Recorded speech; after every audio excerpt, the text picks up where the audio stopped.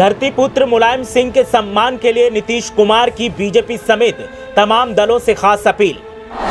मैनपुरी लोकसभा उपचुनाव के लिए नीतीश कुमार ने नेताजी के सम्मान के लिए कट्टर विरोधी बीजेपी के सामने जोड़े हाथ। नीतीश कुमार ने हर दल से की भावुक अपील और उपचुनाव के लिए मांगा सभी से खास समर्थन।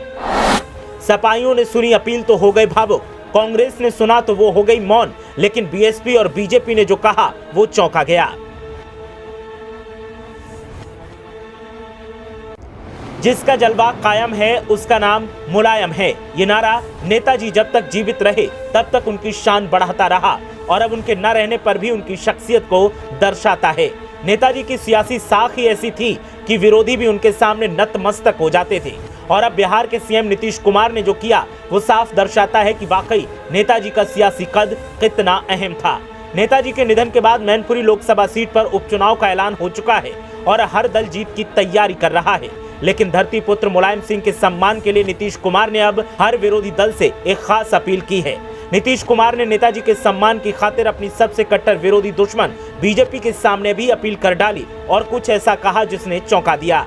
दरअसल बिहार के सीएम नीतीश कुमार ने बीजेपी समेत सभी दलों से अपील की है कि वो नेताजी के सम्मान में मैनपुरी लोकसभा उपचुनाव में अपने उम्मीदवार न उतारे।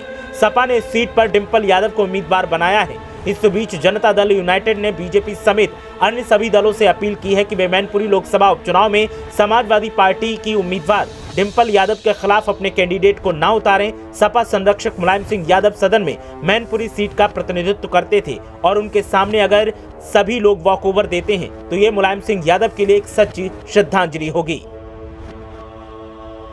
जेडीयू के प्रवक्ता केसी त्यागी ने कहा कि यूपी के पूर्व सीएम मुलायम सिंह यादव किसानों और मजदूर वर्ग के बड़े नेता थे। देश की राजनीति में उनके योगदान को प्रधानमंत्री नरेंद्र मोदी समेत कई दलों के नेताओं ने स्वीकार किया है। उन्होंने कहा कि हम बीजेपी और बीएसपी समेत सभी दलों से चुनाव नहीं लड़ने और डिंपल यादव का समर्थन करने की अपील करते हैं। केसी त्यागी ने कहा कि उनकी पार्टी ने भी सपा को अपना समर्थन दिया है, लेकिन इसको लेकर कई विरोधी दल सवाल भी दाग रहे हैं। विरोधियों का कहना है कि जनता दल यूनाइटेड सपा को समर्थन देने में अपना दोहरा फायदा देख रही है। उसको पता है कि समर्थन देकर वो एक तरफ नेताजी को श्रद्धांजलि दे रही है तो वहीं दूसरी तरफ 2024 में होने वाले लोकसभा चुनाव में अगर कोई थर्ड फ्रंट बनता है तो फिर नीतीश कुमार के नाम पर अखिलेश यादव का समर्थन हासिल करने में आसानी होगी। इसीलिए अभी से जनता दल यूनाइटेड रिश्ते बनाने में लगी है। 1996 से लेकर अब तक सपा का मैनपुरी लोकसभा सीट पर एक छत्र राज रहा है।